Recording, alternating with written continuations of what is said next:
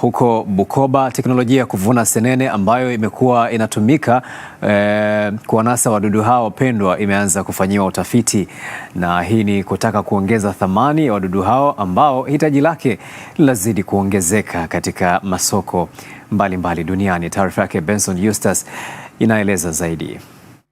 Ukifika katika mkoa wa Kagera utashuhudia baadhi ya maeneo yana mabati yaliyosimamishwa, na walio wengi wamekuwa wakipata maswali kutokana na muonekano wa mabati hayo.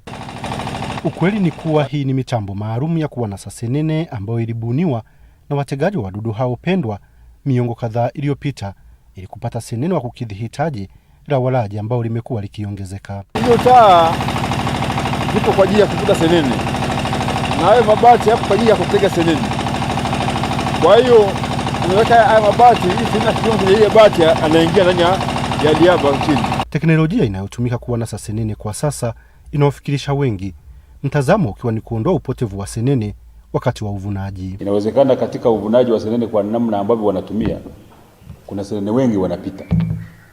Sasa senene wakipita hapa wanaweza wakaenda wengine wakaishia ambako hakujulikani. Kwa hiyo tunaweza kuwa tunawapoteza wengi kwa sababu miundombinu ndio hiyo ya kawaida ambayo ni ya kijamii. Lakini pia ukiangalia ambavyo senene zinavunwa, yale mabati wanayotengeneza bado yanachafua mji. Tukiweza hiyo equation kuiweka vizuri, tukaweza kupata teknolojia ya uzalishaji kwa gharama nafuu katika uwekezaji na kusave energy, basi mkoa huu utakuwa umepata suluhisho kubwa kabisa la uwekezaji katika hii agribusiness ya sekta ya wadudu. Maswali hayo yalipelekea Tume ya Sayansi na Teknolojia COSTECH kufika mkoani Kagera kushuhudia teknolojia hiyo ambayo inatumika. Umeme unaotumika ni mwingi sana, lakini ni mabati ambayo inawezekana kama tunakusudia kuvuna senene kwa ajili ya chakula chetu na pia kuuza nje, ile hadhi ya chakula chenyewe.